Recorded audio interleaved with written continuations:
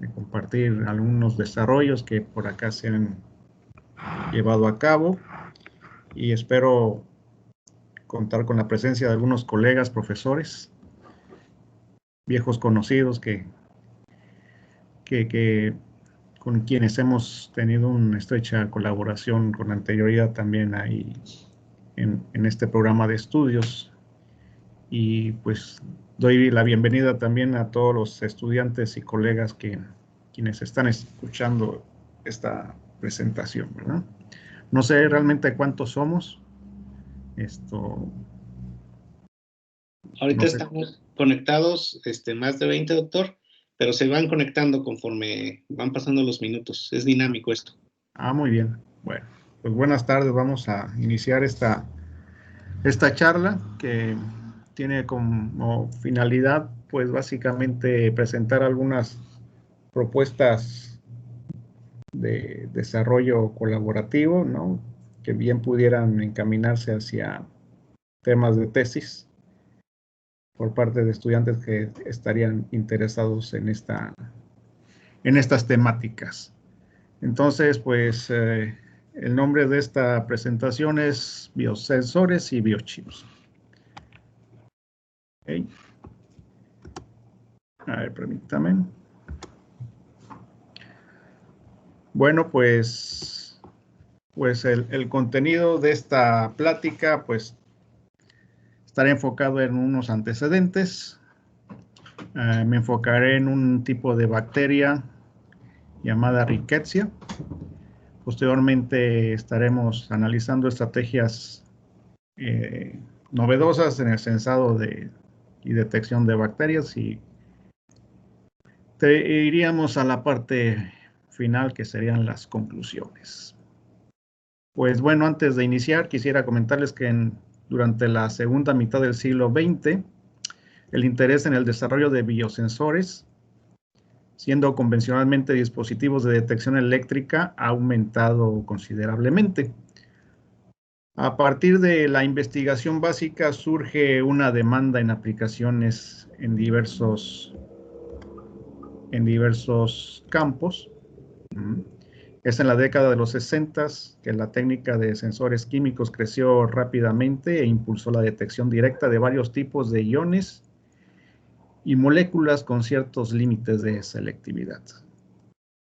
En una década, por ejemplo, los biosensores basados en células se han convertido en un punto de interés en la investigación en biosensores y campos de la bioelectrónica, porque estos permiten la detección de información funcional de células biológicas vivas. Actualmente, la tecnología del cultivo celular, la tecnología del micromaquinado del silicio y la tecnología genética están promoviendo drásticamente la exploración de biosensores basados en células. Entonces, esto sería algo de lo que estaríamos tocando en esta presentación. Bueno, pasemos a la parte del background, del contexto.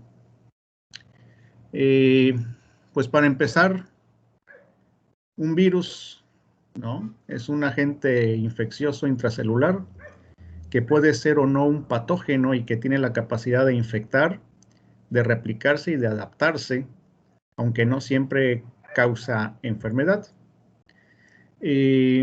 Aquí comenta que los virus, las bacterias, los hongos o parásitos son los patógenos principales que causan enfermedades y son una de las causas principales de fallecimientos, de donde aproximadamente de manera anual, 15 millones de personas a nivel mundial mueren por algún tipo de padecimientos causados por estos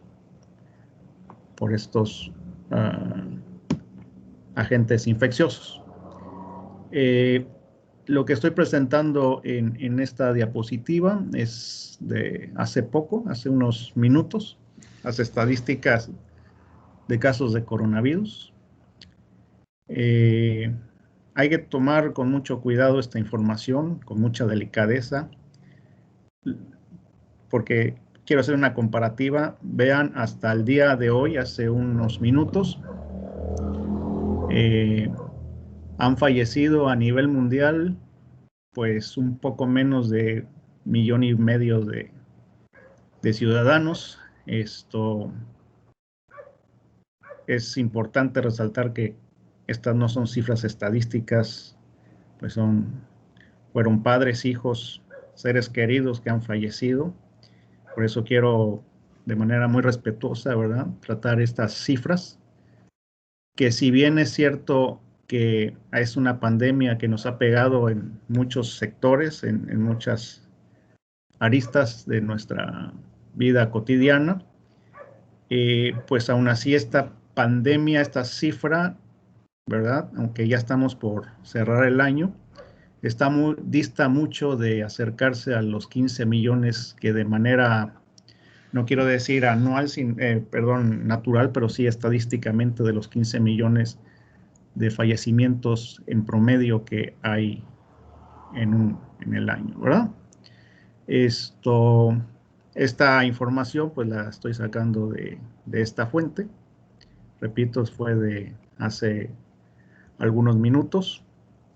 A la derecha pues ahí les presento algo que ya ha ocurrido. No es algo, pues digamos, novedoso. Esta pandemia ya ha ocurrido en otros periodos de la historia universal. Esto es de la Primera Guerra Mundial. Es una imagen de la gripe española, de los efectos de la pandemia de la gripe española, la cual mató a casi 3 veces más personas con respecto a los 17 millones de soldados y civiles que fallecieron durante este armisticio. Entonces, por esta gripe española murieron cerca de 51 millones de habitantes. Esto es un tema que pues lo estamos viviendo en cifra, lo estamos viviendo en nuestras actividades cotidianas, las estamos viviendo y nos está afectando, por lo cual considero que es un tema que amerita pues tomarse de manera interdisciplinaria para ver de qué forma pudiéramos aportar en cuanto a ofrecer una salida no solamente a esta pandemia actual. De seguro habrá otras y puede ser que las futuras sean aún peores que la presente.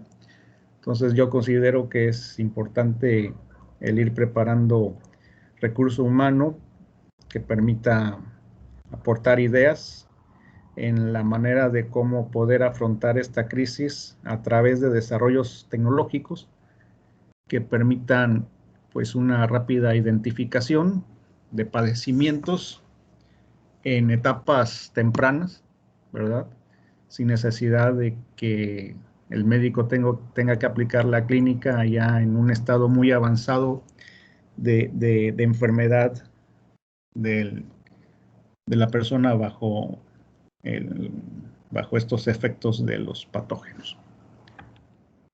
Bueno, antes, pues más bien para iniciar, pues hay que considerar ciertas etapas que ha tenido pues el desarrollo. Vamos a hablar de la era preantibiótica, lo que ocurría antes de que los antibióticos surgieran. Y esto lo traigo a colación porque quiero hablar un poco de bacterias, no directamente de virus. Pues aquí hay una información que en los años de 1900, en la década de 1900, la causa principal de fallecimientos era la neumonía, tuberculosis, la diarrea y la enteritis. Ahí tenemos el estreptococo beta hemolítico del grupo A, que es uno de los patógenos humanos más comunes. Es capaz de originar diversas enfermedades supurativas y no supurativas. Esto es en piel. Entre las supurativas, el Streptococcus pyogen constituye la causa más frecuente de faringitis bacteriana, aunque también produce la otitis media, mastitis, infecciones en las capas superficiales de la piel o el impétigo, y en las capas profundas la erisipela, y en los casos más severos provoca fascitis necrotizante, de donde proviene el apelativo de la bacteria comedora de carne, ¿verdad? Que se le da además a este tipo de bacteria. Dentro de las no supurativas encontramos la fiebre reumática. Ahora los Staphylococcus aureus, ¿sí? Staphylococcus aureus, también conocido como estafilococo áureo o estafilococo dorado, es una bacteria anaeróbica, facultativa, gram positiva, productora de coagulasa, catalasa, inmóvil y no esporulada, que se encuentra ampliamente distribuida por todo el mundo, estimándose que 1 de cada 3 personas se hayan colonizadas, aunque no por ello infectadas. Pues en la década de los 90, esta bacteria era la causante del 80% de las fatalidades y el anterior era la causa de la mitad de los fallecimientos de recién nacidos. Así estaba el panorama en principios del siglo pasado. Y aquí presento dos ejemplos típicos de estos padecimientos. El impétigo, el que aparece a la derecha, es una enfermedad bacteriana infecciosa superficial de la piel que se presenta con mayor frecuencia en niños. Se clasifica en impétigo primario cuando se trata de una invasión bacteriana directa o a la piel, o impétigo secundario común cuando la infección es secundaria a otras enfermedades cutáneas como puede ser la sarna y el eczema. Mientras que a la izquierda pues se presenta lo que es la celulitis orbitaria y suele ocurrir como complicaciones de una infección en los senos paranasales, o sea la sinusitis, que se extiende a la órbita, también como consecuencia de traumatismos, infecciones dentarias, oculares o del conducto lagrimal. Los síntomas principales consisten en fiebre, edema alrededor de los párpados, proptosis, o sea, un abultamiento, dificultad para la movilidad del ojo, dolor intenso, disminución de la agudeza visual y en ocasiones visión doble. Pues estos eran algunos de los padecimientos comunes antes de que aparecieran los antibióticos. Okay.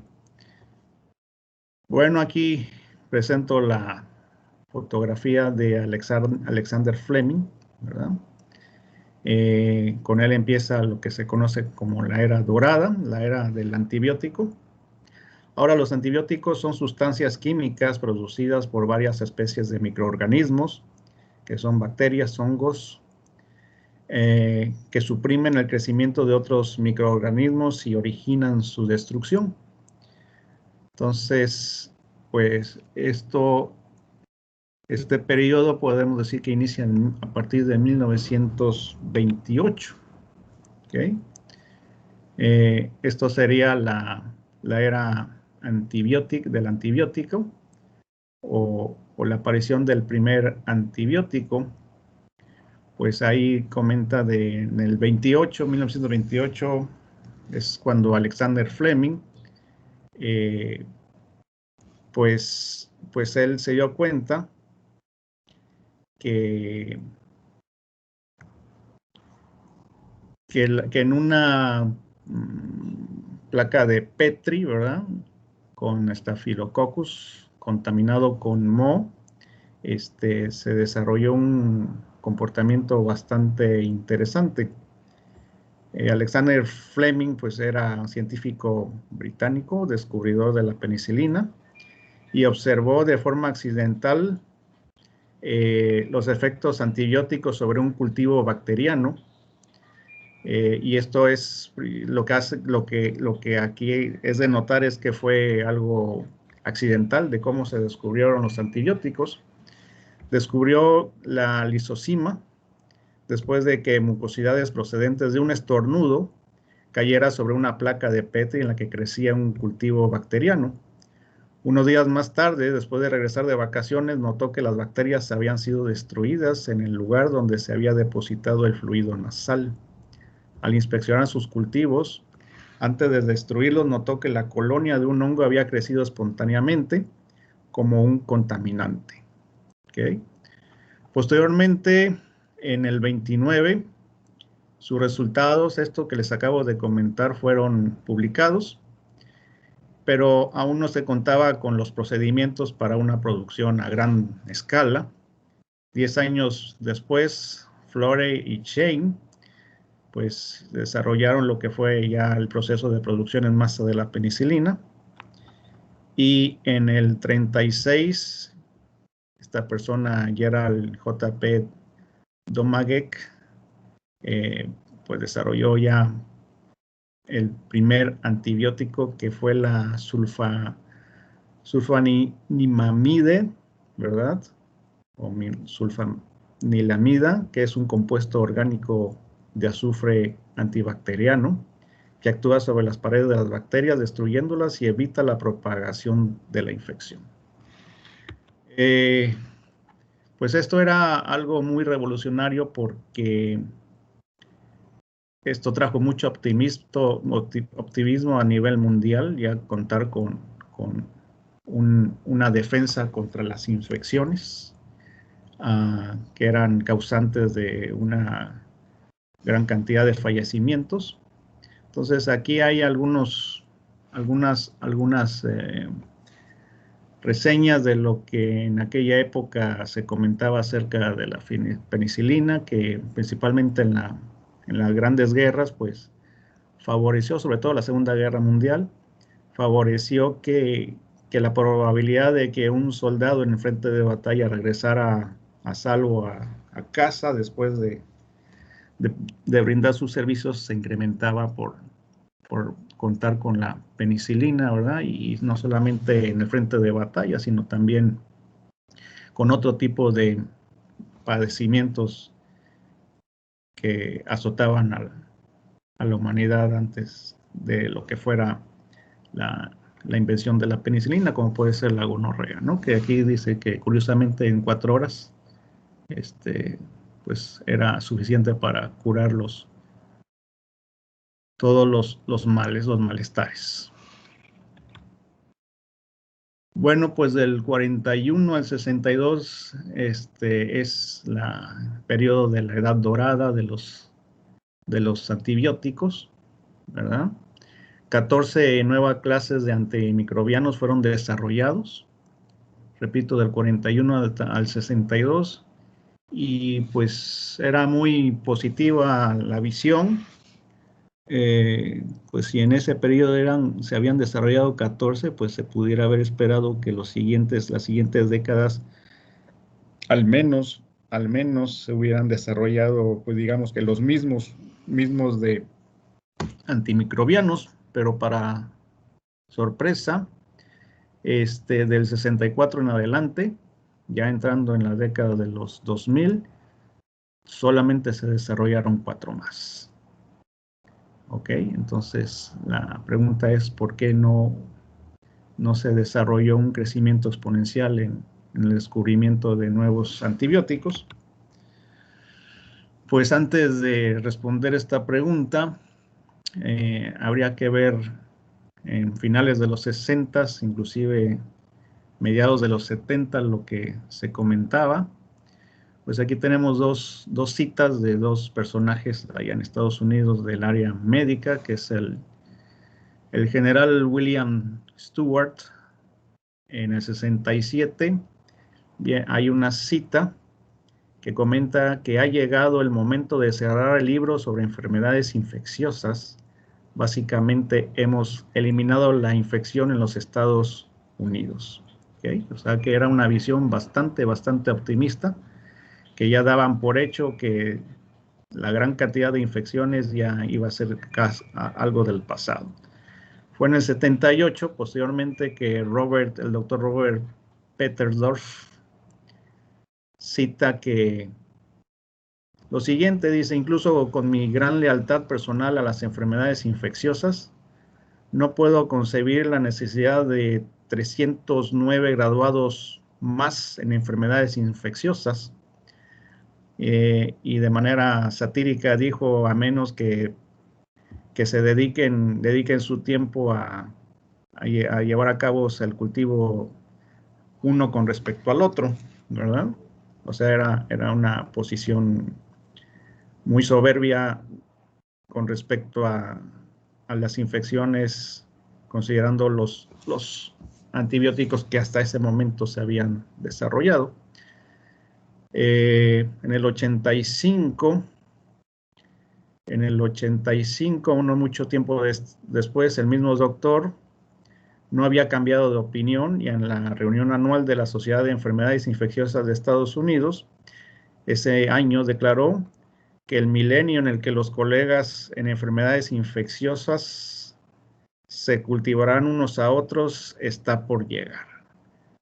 O sea que su postura era que tenían que ponerse a estudiar otras cosas porque el capítulo de enfermedades infecciosas ya estaba casi por llegar a su fin, pero mientras tanto otros expertos estaban totalmente en desacuerdo.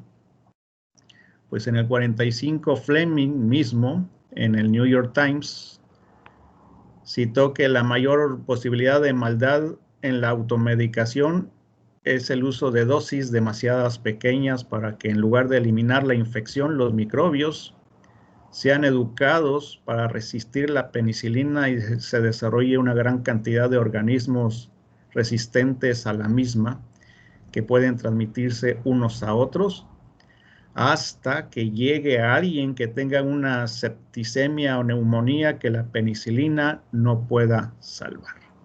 Entonces aquí, desde el 45, estaban surgiendo los focos rojos en cuanto al uso indiscriminado de los antibióticos para solucionar todo tipo de padecimiento.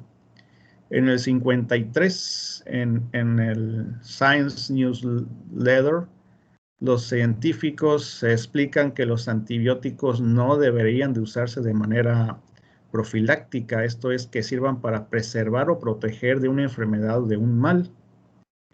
Y en el 66, en Newsweek, se comenta que las bacterias resistentes, y están hablando aquí de resistencia a los antibióticos, pueden transmitir sus factores R, que son moléculas de ADN, a bacterias de otras cepas. Entonces, en contraposición a la situación optimista de algunos, otros colegas ya estaban poniendo algunas señales de alerta en cuanto al uso desmedido de los antibióticos. 4 años más tarde, o sea, en el 50, con una producción en masa y plenamente comercializados de los antibióticos, se reportan los primeros casos de resistencia a la penicilina, ¿verdad? Entonces, esto es lo que favoreció que se detuviera el subsiguiente desarrollo de antibióticos. Nuevos medicamentos seguían surgiendo, pero la situación es que los pacientes no los empleaban de manera correcta, ¿no? Y pues en los 70, del 70 al 99, pues solamente aquí abajo, estos son los últimos antibióticos que surgieron. Uno de ellos, el primero, se utiliza en pacientes con ataques epilépticos, pero la resistencia al antibiótico se incrementó, de tal forma que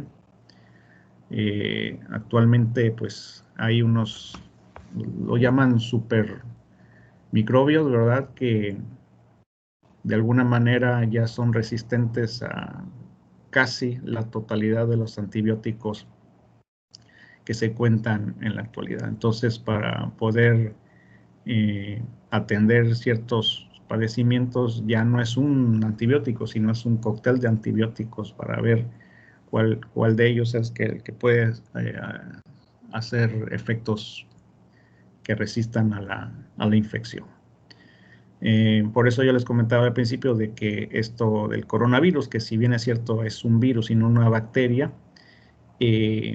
está causando muchos estragos, pero nuestro proceder en cuanto a la toma de medicamentos, en este caso antibióticos, lo que está provocando es que se produzcan microbios que de alguna manera sean muy resistentes a estos medicamentos, y puede ser el origen de otros brotes con algún tipo de efectos todavía más agresivos que lo que estamos observando con el coronavirus.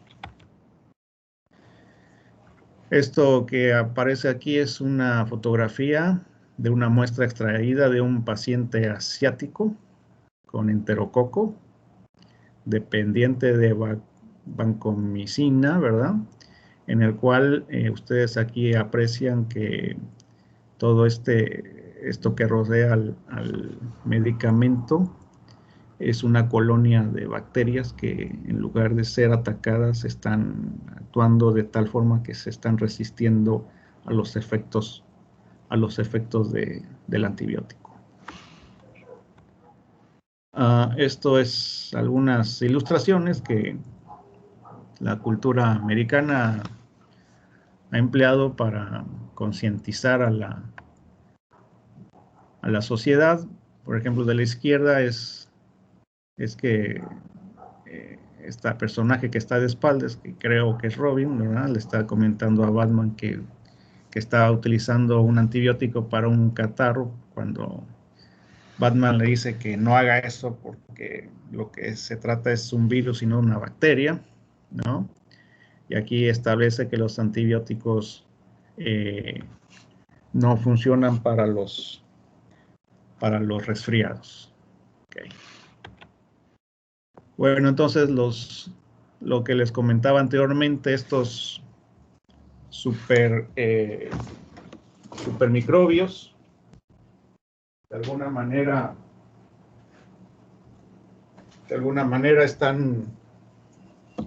van a tener un papel muy importante en las siguientes décadas. Estamos hablando, hay una proyección para el 2050, que por continente y por zona del planeta pues van a tener un efecto muy nocivo en cuanto a fallecimientos. Se espera que en el 2050 las poblaciones más afectadas van a ser las de Asia, parte de Europa y África, ¿no?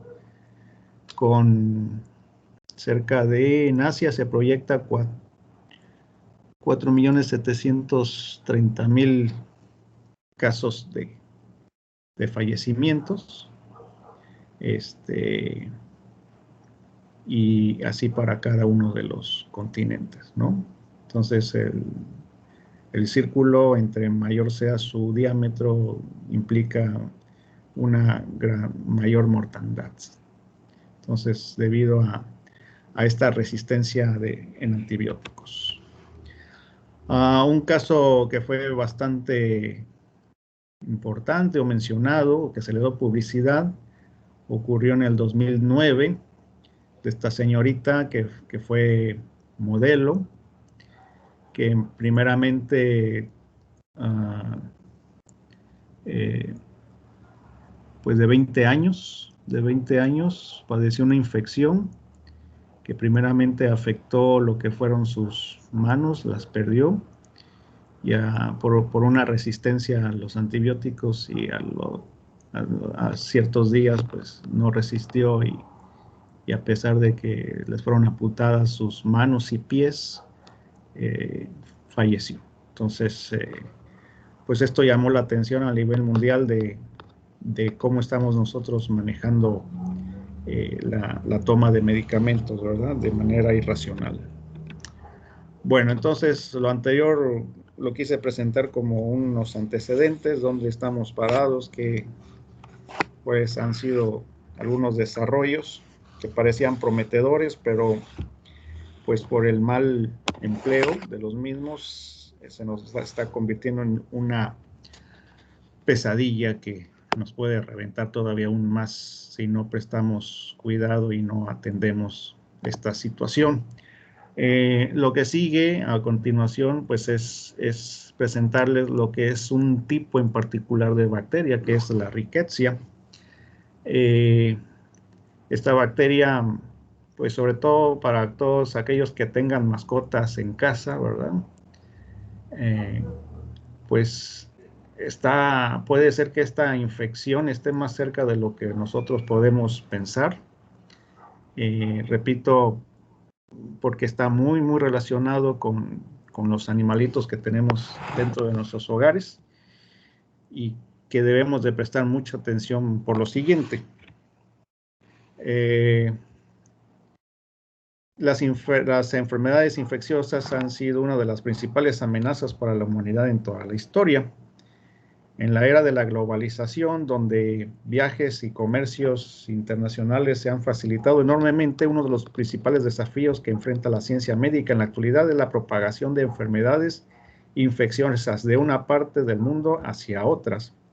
Uno de los muchos desafíos que enfrenta la medicina moderna en la actualidad es el diagnóstico rápido, repito y enfatizo, diagnóstico rápido y preciso de enfermedades infecciosas.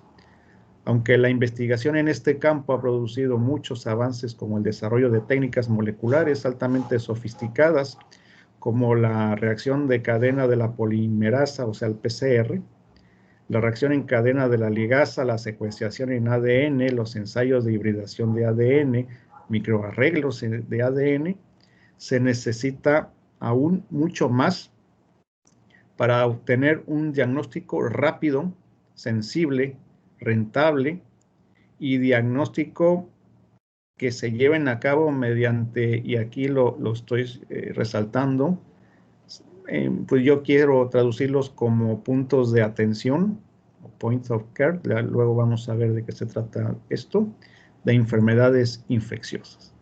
Eso es el reto tecnológico que debemos de estar atendiendo. La prueba eficaz de bacterias requiere métodos de análisis que cumplan con una serie de criterios desafiantes. El tiempo y la sensibilidad del análisis son las limitaciones más importantes relacionadas con la utilidad de las pruebas microbiológicas. Los métodos de detección de bacterias deben de ser rápidos, muy sensibles, ya que la presencia de un solo organismo patógeno en el cuerpo o en los alimentos puede ser una dosis infecciosa. Por lo tanto, a menudo se requiere una serie compleja de pruebas antes de que se pueda confirmar cualquier identificación.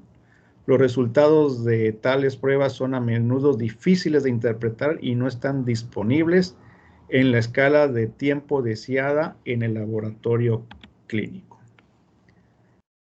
Y continúo, actualmente la mayoría de las pruebas microbiológicas están centralizadas en grandes laboratorios estacionarios porque se requiere instrumentación compleja y personal técnico altamente calificado. Por lo tanto, y esto es parte de la propuesta, el desarrollo de una tecnología de biosensores portátiles rápida y sensible con interpretación inmediata de los resultados en el lugar, o sea, donde esté el paciente, es muy adecuado para este propósito. Y estoy en esta diapositiva presentando un diagrama a cuadros de lo que es la herramienta que favorece a todo lo que anteriormente les acabo de comentar. Es el vehículo por el cual podemos o deberíamos de estar atendiendo estos padecimientos a través de unos diagnósticos rápidos, y me refiero a biosensores. ¿Qué es un biosensor? Pues es un dispositivo integrado, autónomo, capaz de proporcionar información analítica cuanti o semi-cuantitativa, utilizando un reconocimiento biológico que esté en contacto espacial directo con un elemento transductor. Entonces tenemos en primera instancia el analito, o sea, lo que queremos detectar. Digamos que de una muestra de sangre, pues ciertas moléculas son las que, o bacterias son las que quiero identificar, puede ser ADN, enzimas. Entonces viene la muestra y en primera instancia tenemos el bioreceptor, el cual está destinado a cooperar con el analito particular de interés para generar una medición, ¿verdad? O sea, un bioreceptor puede ser una enzima, un ácido nucleico, microorganismos, tejidos mismos, de tal forma que posteriormente esta información a través de transductores la puedo procesar, que pueden ser electroquímicos, ópticos, piezoresistivos, para su posterior amplificación. Entonces, todo esto forma parte de un biosensor.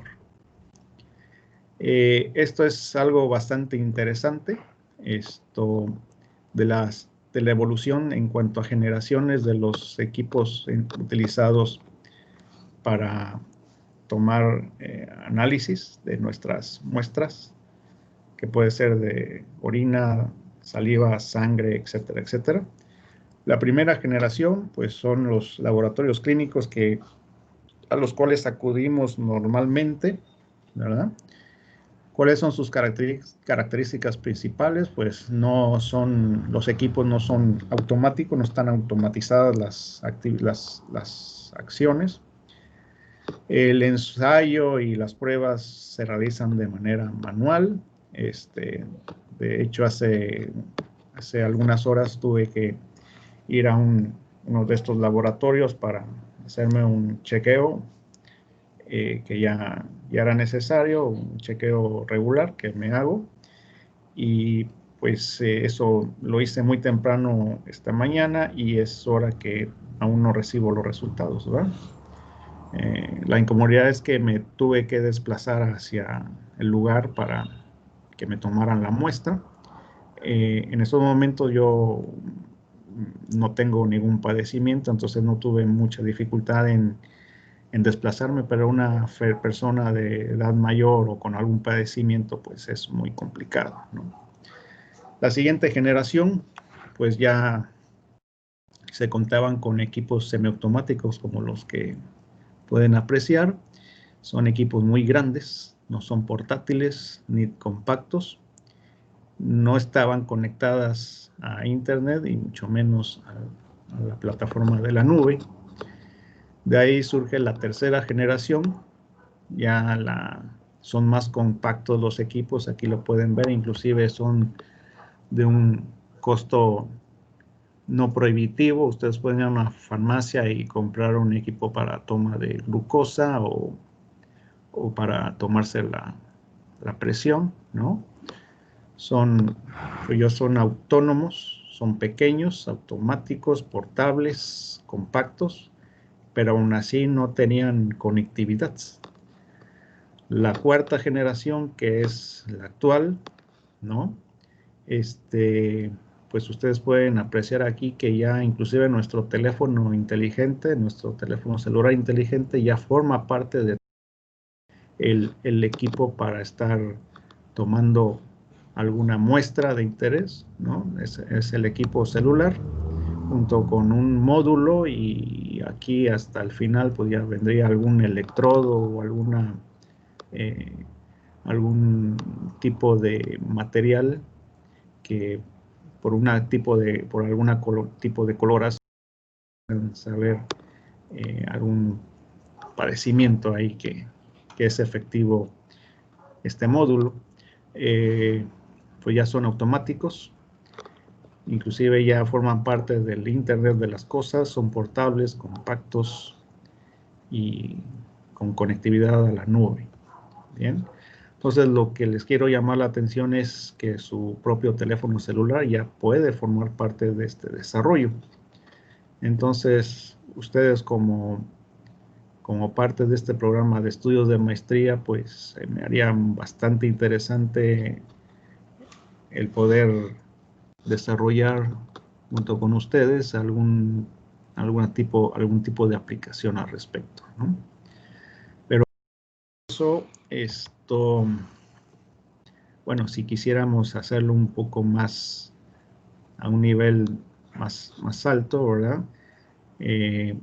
Pues un electrónico, como pueden ustedes apreciar de todo lo que se ha comentado, un solo perfil académico como un electrónico, un mecánico, un mecatrónico, pues difícilmente pudiera implementar todo este tipo de solución. Esto ya es un trabajo típicamente multidisciplinario, en donde lo que son los conocimientos de electrónica, lógicamente lo que es parte de química molecular, bioquímicos, y además otros perfiles interesantes como aquellos que están involucrados en el campo de la inteligencia artificial, del propio Internet de las Cosas, del data mining, del Big Data, ¿verdad? Todo esto pues debe de participar de forma colaborativa para obtener estos tipos de aplicaciones, ¿okay? Pero eso no delimita que ustedes con sus perfiles académicos pues pudieran ya empezar a interactuar, ¿no? Y servir como vehículos en el sentido de facilitar o ver al médico como su cliente, y en base a una serie de requisitos o requerimientos poder delimitar una aplicación que puede inclusive ser su propio teléfono celular para proporcionarle información rápida y muy selectiva del analito que el médico o tal vez un veterinario, ¿verdad? Si también lo queremos ver en cuanto a ayuda de diagnóstico del estado de bienestar del ganado, tuviera esa necesidad. Pues esta es una comparativa de lo que ya se está llevando a cabo, ¿no? La foto de la izquierda es un laboratorio clínico convencional, como lo pueden tener ahí en la Universidad de Puebla, o de algún laboratorio particular, ¿no? O privado. La idea es que todo esto que tenemos a grande escala pueda ser integrado y de un rápido acceso para el paciente, e inclusive todo este laboratorio, integrarlo y que el paciente lo tenga a un lado de su cama, ¿no? De tal forma que de tanto en tanto y sin necesidad de personal altamente especializado, sino con pruebas muy sencillas, el paciente pueda estar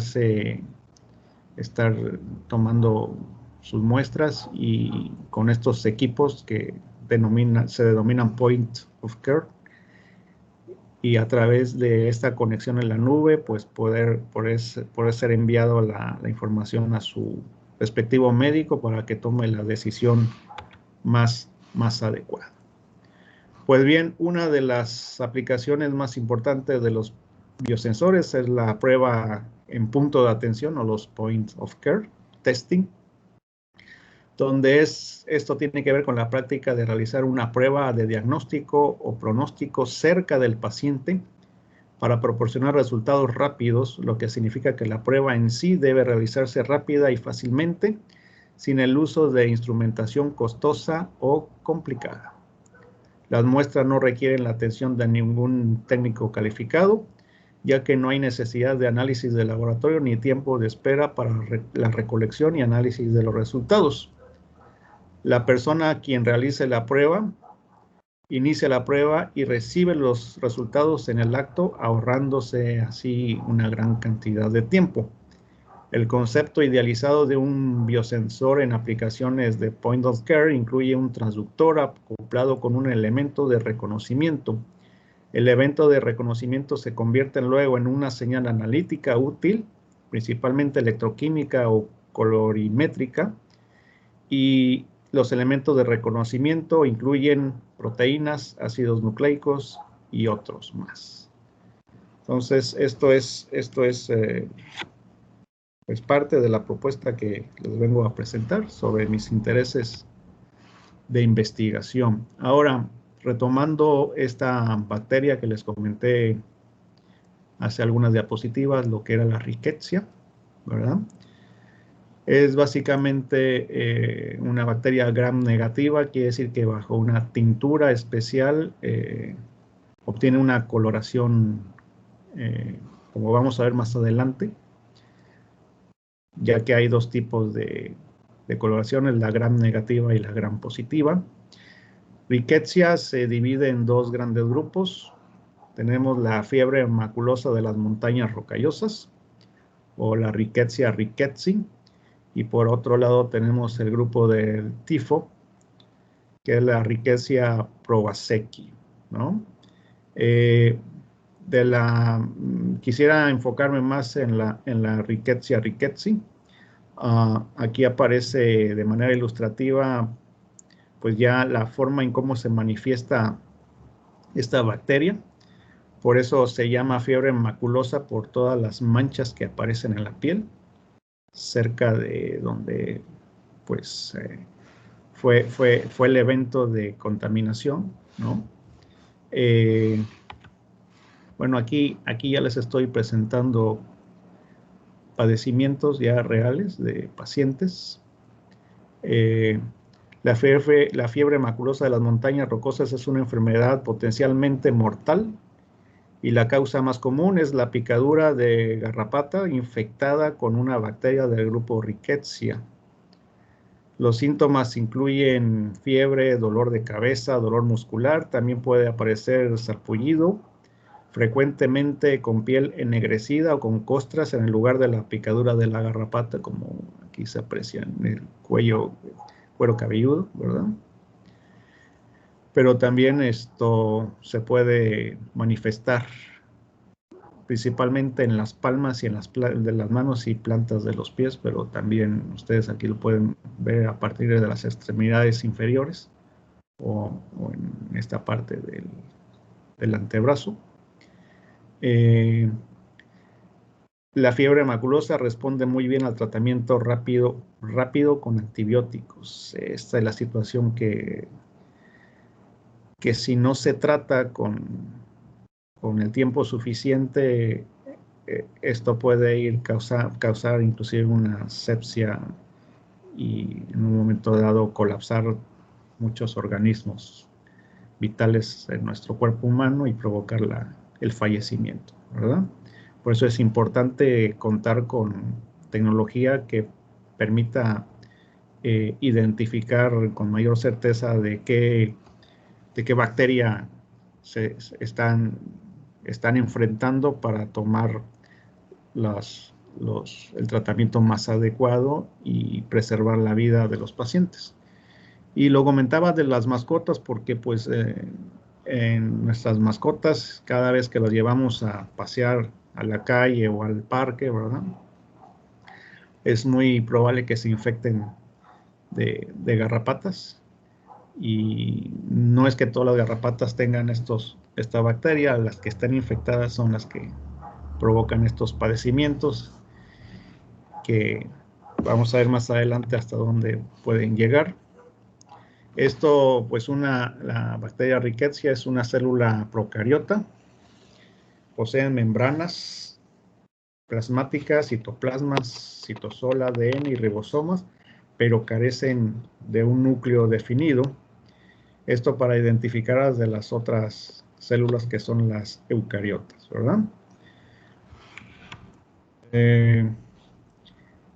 Este tipo de bacterias es intracelular obligada, quiere decir que si queremos hacer un cultivo no se desarrolla, tendría que analizarse in vivo, ¿verdad?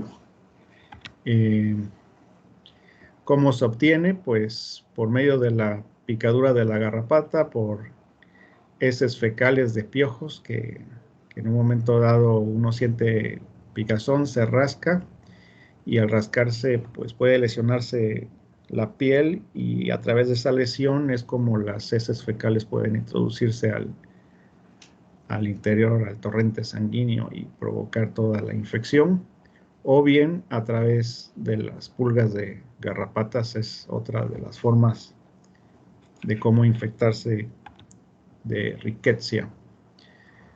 Aquí es una representación de ya dentro de nuestro cuerpo humano, ¿verdad? Está lo que es la bacteria, el fagosoma, la forma de cómo interactúa la bacteria con el cuerpo humano es a través de los lipopolisacáridos o endotoxina, que es el componente principal de la membrana externa de las bacterias gram negativas y desempeña una importante función en la activación del sistema inmune al constituir el antígeno superficial más importante de este tipo de bacterias. No quiero entrar mucho al detalle porque quisiera enfocarme más en la parte tecnológica que en la forma en cómo se contamina o cómo se introduce estas bacterias en nuestro cuerpo humano. Lo que sí les puedo decir es que la forma en cómo, bueno, por fisión binaria es que una vez que está dentro de nuestro cuerpo la bacteria se empieza a dividir y se empieza a multiplicar. Puede ser que una bacteria esté alojada en una célula, pero tiene la capacidad de a través de esto que aparece en el extremo izquierdo, que son unos pelitos, ¿verdad? Que tiene la bacteria, se impulsa y puede atravesar la pared celular, interiorizándose en la célula vecina, entonces contaminándola. O puede ser que, como la tifo, de manera distinta, coloniza una célula y una vez que se divide, esta explota y haciendo que los desechos que caigan en las células vecinas, pues en esa situación la llega a contaminar y es así como se va reproduciendo. Pues el daño se lleva a cabo a nivel del endotelio y de los vasos sanguíneos pues pequeños, ¿no? Otra de las situaciones que puede causar esta bacteria es la apoptosis, que es la programación de la muerte celular. Y otra manifestación es que con la presencia de estas bacterias se generan especies oxidativas reactivas, lo que se conoce como el estrés oxidativo. Y este estrés oxidativo pues es el causante de las principales causas de cáncer, inclusive de Alzheimer, y de todos estos tipos de padecimientos. Básicamente es un desbalance en el número de electrones libres, de oxígeno libres dentro de nuestro cuerpo humano. Y una de las manifestaciones que pues más dramáticas es lo que se conoce como el pie diabético, ¿no? O sea, pues no es que la bacteria cause el estrés oxidativo, sino que es una de las reacciones que se originan en el momento en que la célula se va degradando, contaminando, es colonizado nuestro cuerpo, o una muerte, mecanismos de muerte inducida de las células.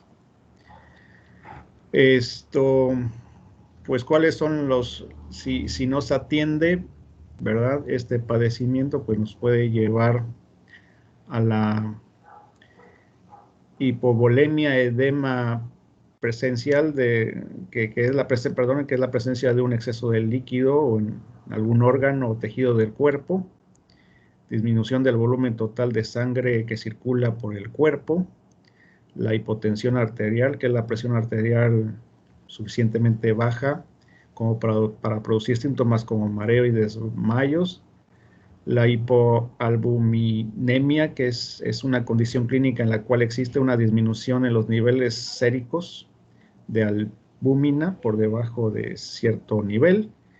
Y hay que recordar que la albúmina es la principal proteína de la circulación. También, pues aquí algún padecimiento grave es la encefalitis, que es una inflamación del cerebro, y la causa más común es una infección viral, pero las bacterias también pueden ocasionarla. Tenemos el miocarditis, el miocardio, la pared muscular del corazón o músculo cardíaco. Cuando el corazón se inflama no puede bombear tan eficazmente debido a la hinchazón o el edema y al daño sufrido por sus células. El edema pulmonar es una enfermedad causada por el exceso de líquido presente en los pulmones. Y el líquido se acumula en las numerosas bolsas de aire de los pulmones y dificulta la respiración. En la mayoría de los casos, los problemas del corazón ocasionan el edema pulmonar. Pues todos estos son padecimientos que pueden aparecer al no tomar de manera oportuna algún tratamiento para lo que es la bacteria Rickettsia. Pues son varios factores, ¿no? Para que esto ocurra. Pues se tienen áreas endémicas, pues digamos acá en el sureste mexicano, pues es un área propicia para que las garrapatas proliferen, ¿no? También tiene que ver la época del año, pues es la exposición de los perros o gatos en lugares donde está emplagado de garrapatas. También la edad en el humano es primordial, afecta principalmente entre los 40 y 64 años. Y bueno, la flora también ahí interviene bastante. Pues hay síntomas no específicos, como los que aparecen desde náuseas, fiebre, dolor de cabeza, mialgia, ¿no? Y también se puede presentar algún tipo de erupción o eritema, que es el enrojecimiento de la piel. Puede tener causas que no se deben a una enfermedad subyacente. Las mialgias son dolores musculares. También puede manifestarse en forma de petequia o puede necrosarse, ¿no? Hasta eso, sobre todo en las arterias terminales, ¿no? De la nariz, oídos, genitales de los dedos. Pues es lo que les comentaba, que esta bacteria en particular pues fue la causante de la mayor parte de los fallecimientos en guerras. Y aquí presento todavía más síntomas, ¿no? Que puede desencadenar la enfermedad de Brill-Zinsser, que son resfriados, fiebre, mialgia, dolor de cabeza, sarpullidos, vómitos, y las complicaciones, pues como habíamos visto anteriormente, la encefalitis, la miocarditis, el edema pulmonar. Pues el diagnóstico, ¿cómo se puede obtener? En pruebas de laboratorios, por rayos X, ecocardiogramas.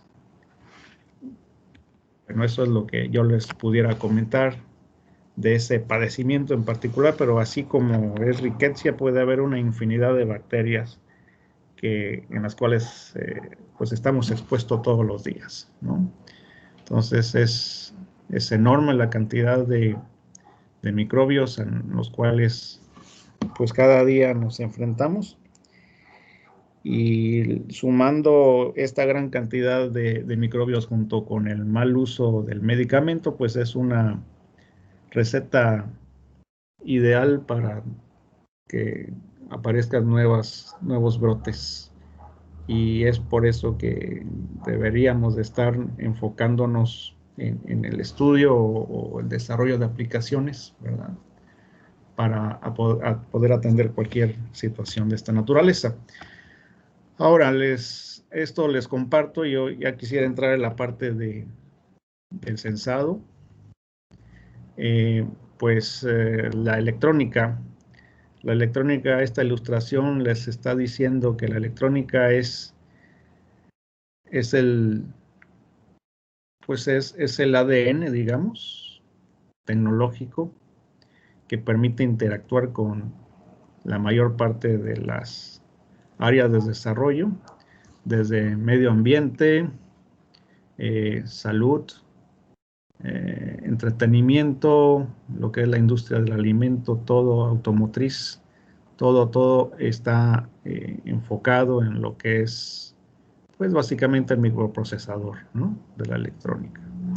Entonces, esto es el indicio de que, pues, por el perfil que ustedes tienen, pues, no sería nada descabellado estar atendiendo algún tipo de desarrollos en la parte de salud.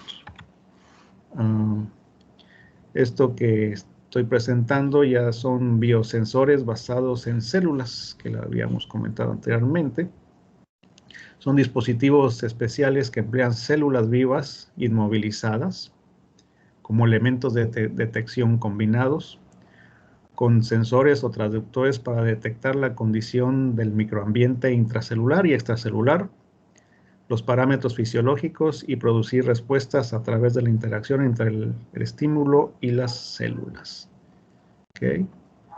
Entonces, la característica principal de los biosensores basados en células es el emplear células vivas como receptores, en contraste con otros tipos de biosensores que contienen solo material extraído de los seres vivos.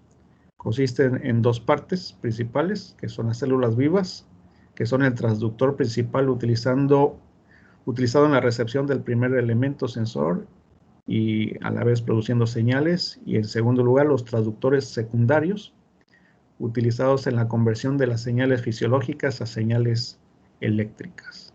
¿Okay?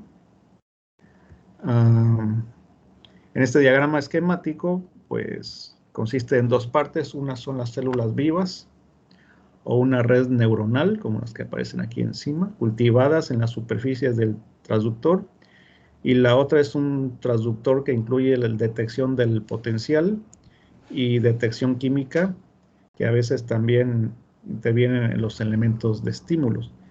Lo que viene aquí abajo pues ya es la parte propia de la microfabricación, que es microtecnología.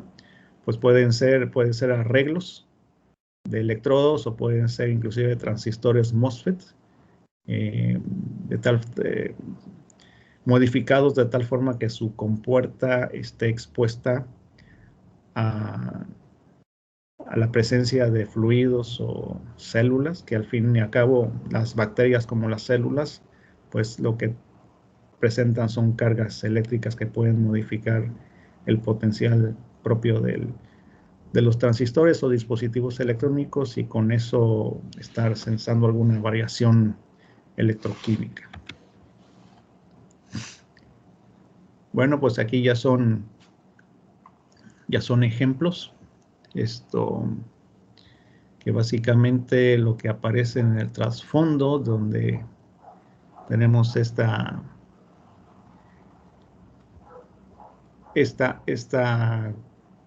parte natural, una célula nerviosa. Esta es una célula nerviosa del cerebro de una rata que está montada sobre un chip de silicio, que son transistores MOSFET. Aquí en la parte derecha pues aparece ya la representación, son cerca de 8 transistores. La parte intermedia son las compuertas, ¿no? En donde en el transistor 3, 4 y 5, ahí vemos la célula está montada sobre ellos, y esto hace que el voltaje de drenaje a fuente se vea modificado con estos picos que aquí presentan, ¿no? Los demás señales pues son señales de ruido. Entonces ya estamos viendo esta interacción entre el propio silicio y las células. En la izquierda inferior, o sea, en esto, tenemos células nerviosas de caracol de estanque, que está sobre una matriz de transistores MOSFET también. Ahora, los problemas comunes de los biosensores basados en células vivas, pues son algunas como las que ahí estamos representando.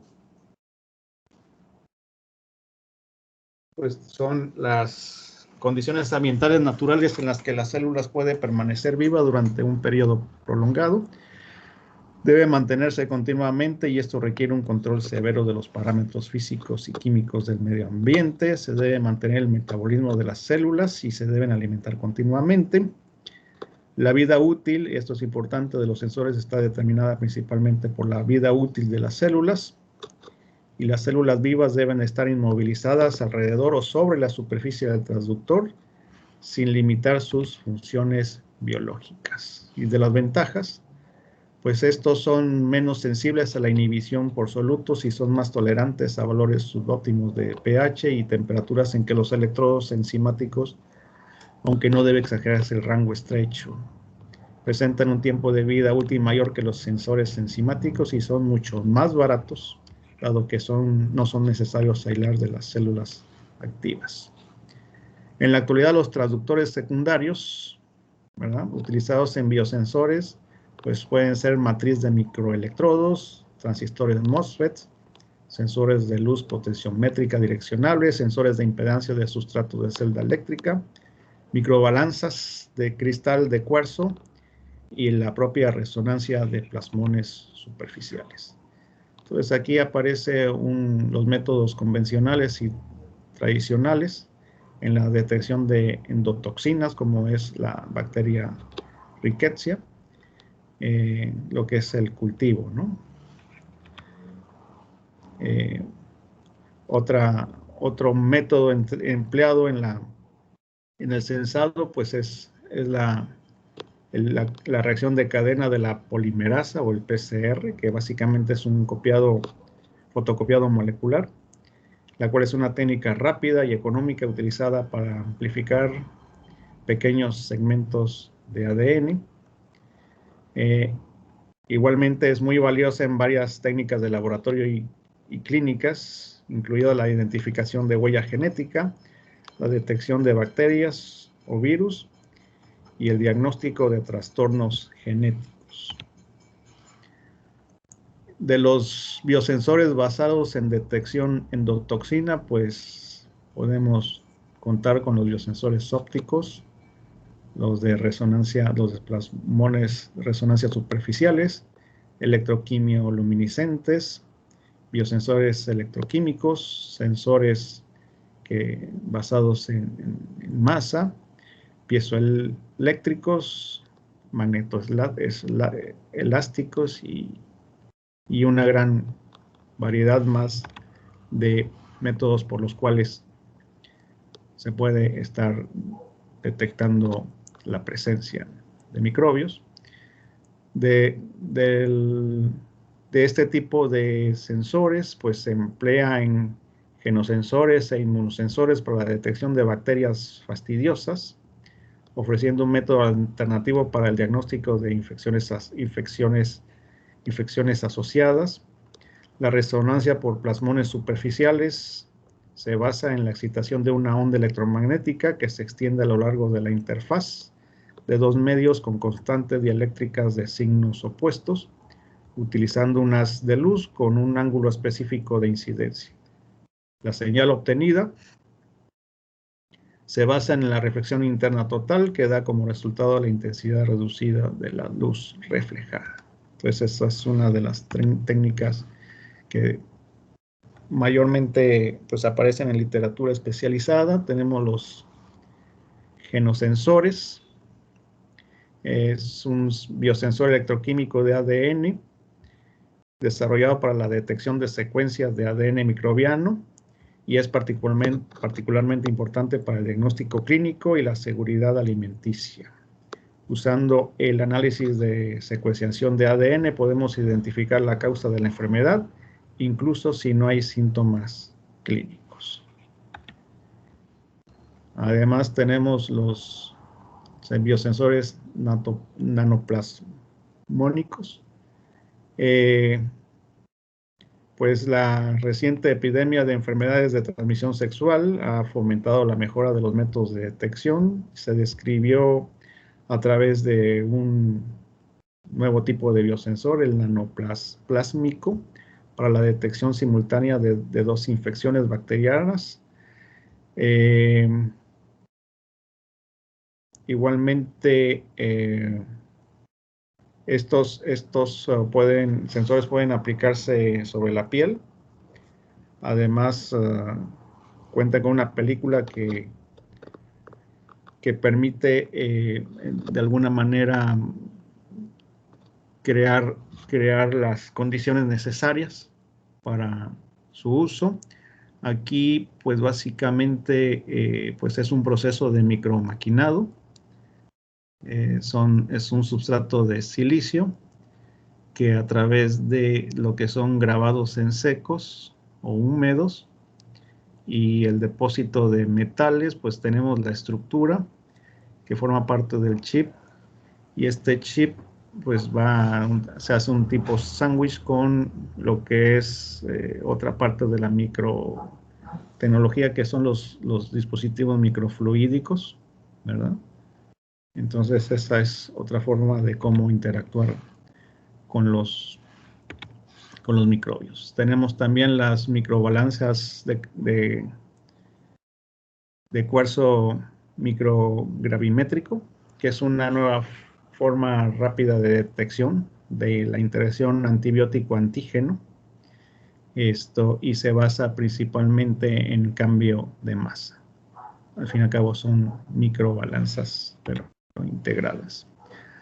Ahora, haciendo un rápido recuento de lo anterior, si esto se quisiera implementar hasta las últimas consecuencias, a lo que me refiero es tener un prototipo listo para el mercado, pues se necesitaría personal en el área de biomems, en serigrafía, impresión digital, ingenieros electrónicos, mecánicos, desarrolladores iOS, expertos en desarrollo de bases de datos en las nubes, micro y nano fabricación de biosensores, aplicación de microfluidos, automatización y control, ¿verdad? Ahí es donde tendrían cabida ustedes. Prototipos de expertos en el desarrollo de prototipos rápidos o mínimos productos viables. Expertos en el diseño de micro y nano fabricación.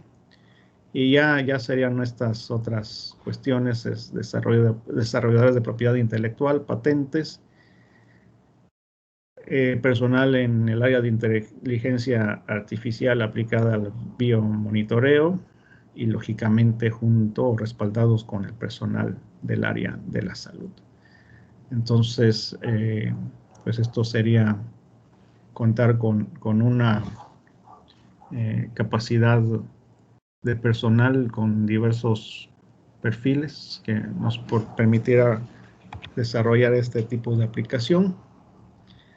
Entonces, pues a lo que caeríamos, esta propuesta, a lo que caería sería una parte muy próxima de lo que se denomina sistemas ciberfísicos. El point of care pudiera visualizarse como un sistema ciberfísico que básicamente pues es una plataforma inteligente que puede usar software y sistemas multiagentes, entendiéndose la teoría de agentes múltiples, la que se utiliza para alcanzar una inteligencia distribuida y representar la interacción entre sensores y actuadores controladores, y a través de tecnologías integradas y sistemas físicos con elementos de procesos de computación para lograr una tarea específica. Así es como pues pudiéramos denotar lo que es un sistema ciberfísico.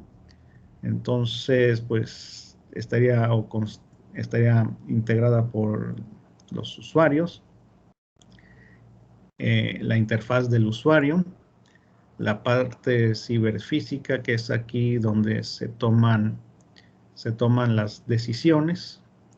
Esta parte debe ser autónoma, inteligente, debe darse la información en tiempo real y tiene que ser adaptiva o adaptable. Lógicamente, pues se tendría que considerar lo que es la seguridad de la red, porque no sé si la tengan, sí, aquí afortunadamente la tengo. Pues si fuéramos más adelante y se desarrollara una aplicación invasiva, digamos que estuviera en la aorta, estar ahí censando alguna variable, ¿verdad? Perdón porque me estoy saliendo un poco del enfoque, pero si aquí tuviéramos un biochip o un biosensor en esta posición que inalámbricamente estuviera transmitiendo la información a nuestro teléfono celular para estar identificando el comportamiento de algunas de las válvulas. Si no tomáramos en cuenta lo que es la seguridad, pues pudiéramos tener una intromisión y afectar, imagínense tener ahí un hackeo de esta red, ¿verdad? Y poner en peligro al paciente. Y por otra parte, pues tenemos la parte física. Entonces, que serían actuadores, sensores, etcétera, etcétera, que con todo esto, pues es lo que conforma un sistema ciberfísico, ¿no? De tal manera que, pues un point of care finalmente permitiría estar analizando, entre otras cosas, la presión sanguínea, el nivel de oxígeno, ¿verdad? O a través de nodos, aquí lo representan como nodos, que el cuerpo humano, pues al final se está convirtiendo en una red inalámbrica, que está transmitiendo información de manera constante, pues a algún hospital o algún médico de cabecera, de tal forma que se logre un círculo, pues digamos que virtuoso en transmisión de información, y por aquí sería tratamiento, asistencia y seguimiento del paciente. Y bueno, ya estoy por terminar. Entonces, a lo que quisiera aterrizar es una propuesta como esta, es tener el desarrollo de la electrónica. Aquí no me quisiera preocupar por la parte del biosensor, dado que no es una maestría en la parte de microelectrónica o materiales avanzados, sino contando con digamos, para probar el concepto, un biosensor comercial, pues llevar a cabo todo el desarrollo de la electrónica, las interfaces necesarias y las herramientas propias para estar presentando de manera gráfica lo que sería la respuesta, alguna respuesta de constante fisiológica, o estar monitoreando pues la presencia o ausencia de alguna bacteria en específico, ¿no? Y para concluir, pues de las conclusiones puedo comentar que desde el punto de vista tecnológico, una forma de maximizar los beneficios entregados es desarrollar un sistema universal que pueda manejar de manera eficiente una gama más amplia de muestras clínicas, como lo es la orina, la sangre, la saliva, para diferentes virus o bacterias infecciosas. Y otro desafío para avanzar hacia el objetivo práctico es la brecha entre los conceptos innovadores a nivel académico y la validación clínica, que se debe principalmente a una inaccesibilidad de las muestras para la mayoría de los investigadores en los campos de la microfluídica y su limitada experiencia en dispositivos comercializables. Entonces, pudiera haber aún más conclusiones, pero quisiera dejarla por lo pronto por aquí, y más que nada agradecerles a ustedes su tiempo y y su atención a esta presentación. Muchas gracias. Muchas gracias, doctor Pedro, por su presentación. Vamos a pasar a una ronda de preguntas por parte de la audiencia. Ya saben, jóvenes y participantes, quien tenga una pregunta, levante su manita para que le podamos dar la palabra y podamos hacer esto de forma ordenada. ¿Preguntas para el doctor Pedro García?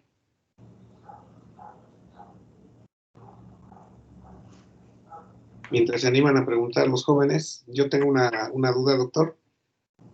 Cuando menciona en sus últimas diapositivas que ya el cuerpo humano es prácticamente una red de comunicación inalámbrica, esa, ¿verdad?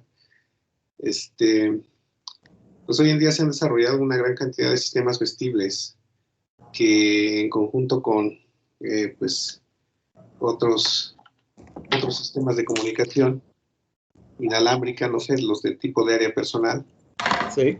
Pues se pretende, no sé hasta qué punto, ese es el sentido de mi pregunta, no sé hasta qué punto ya se puede tener lo que llaman la e-health, ¿no? La salud electrónica, ¿no? Que realmente estos sistemas estén alimentando las bases de datos de algún consultorio, de alguna clínica con pacientes, que esto ya sea algo más real, o estamos en las etapas tempranas de la e-health. ¿Cómo está en ese rubro la salud electrónica?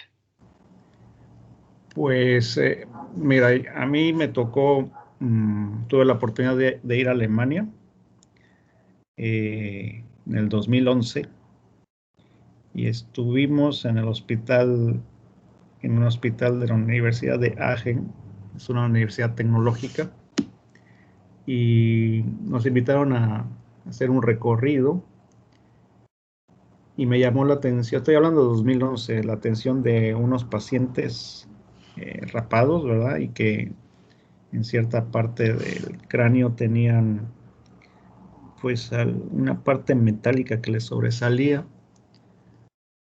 a lo que yo cuestioné, pues andaban caminando, ¿no? Y los cuestioné a quien nos estaba dando el tour de, pues, de qué se trataba ese desarrollo, y eran pacientes que ocasionalmente les daban ataques epilépticos, y lo que tenían ahí era una interfaz y con un microelectrodo en cierta posición, y de tal forma que este desarrollo servía para aplicar cierta señal de voltaje que favorecía que no se desencadenara un evento epiléptico, ¿no?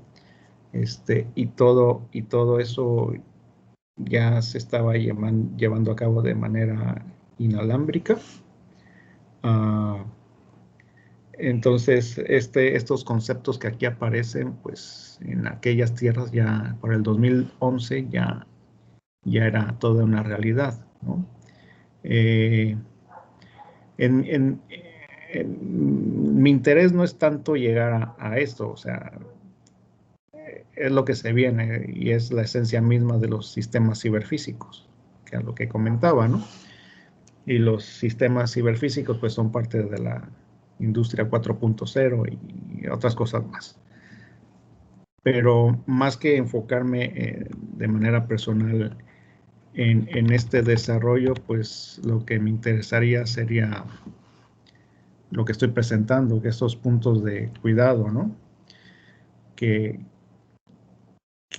tenga pues el paciente una forma de cómo interactuar con su médico, si no es a través de esta red que tú comentabas, pues que esa conectividad y ese feedback se llevará a cabo con este tipo de tecnología, ¿no?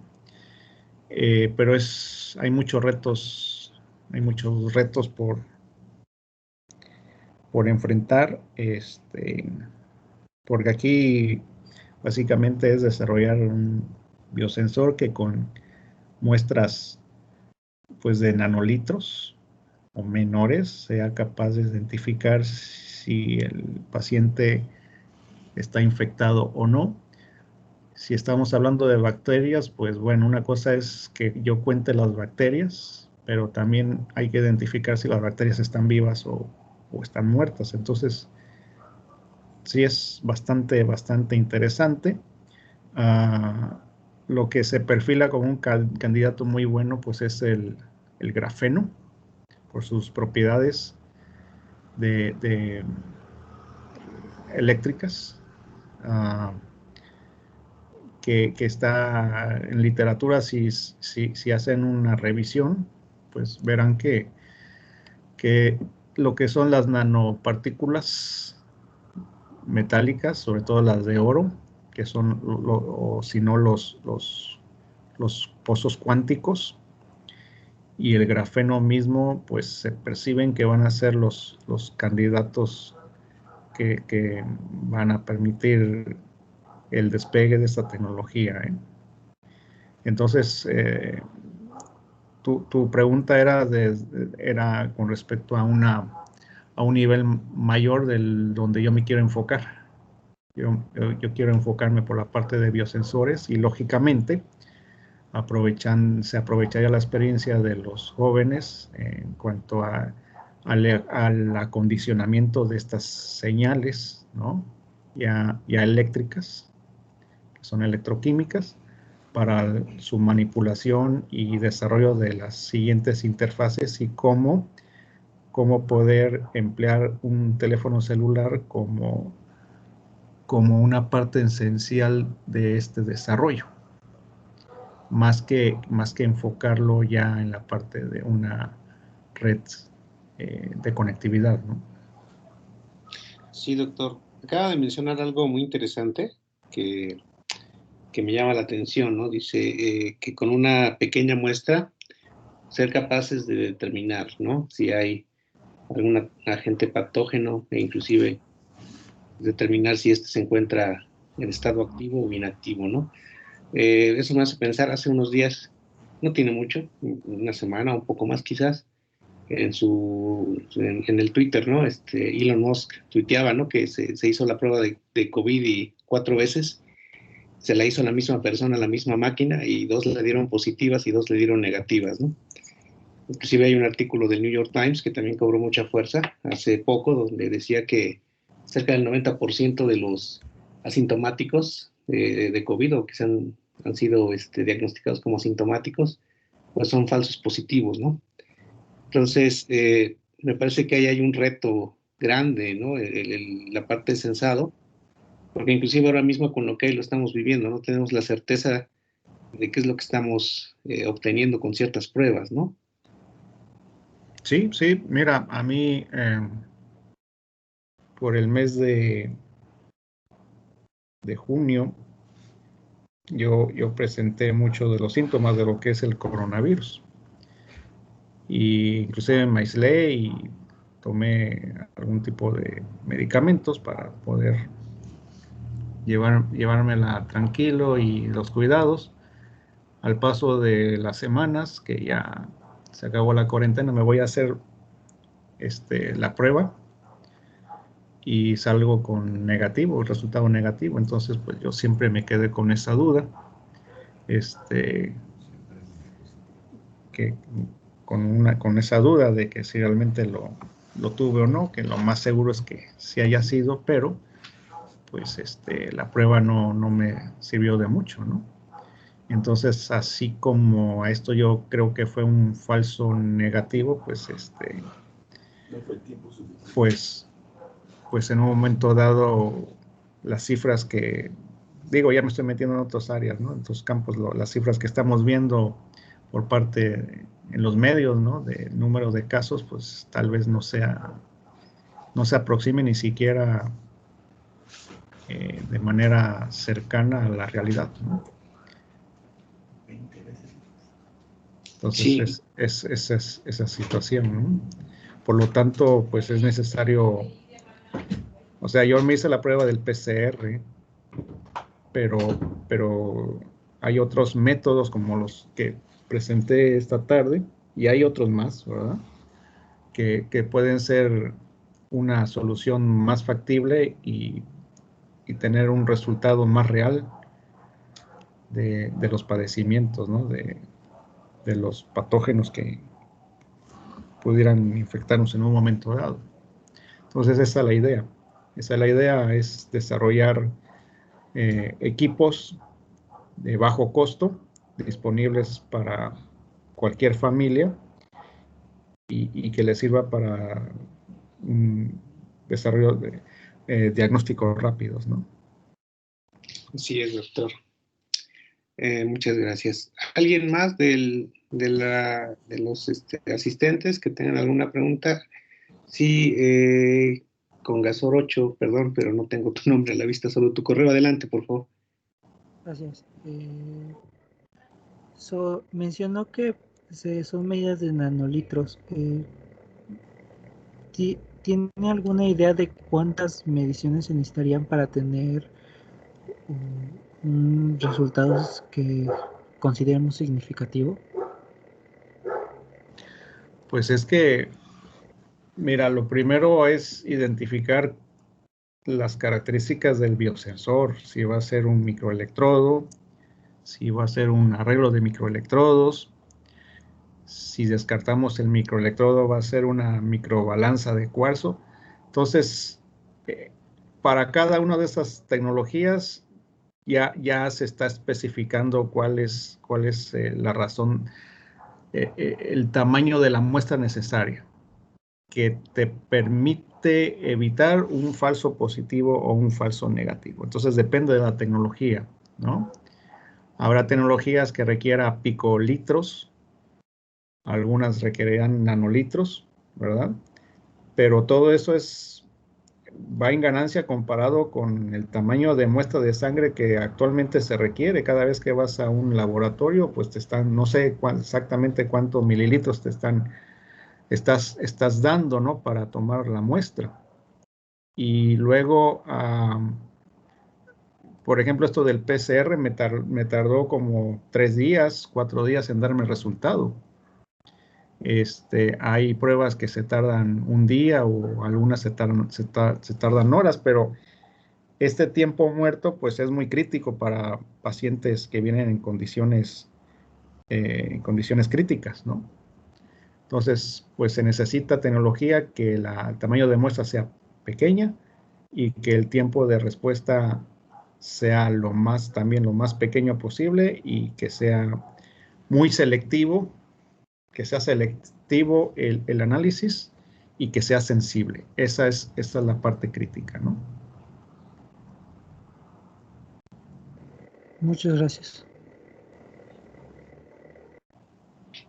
Gracias. ¿Alguna otra pregunta por parte de los asistentes?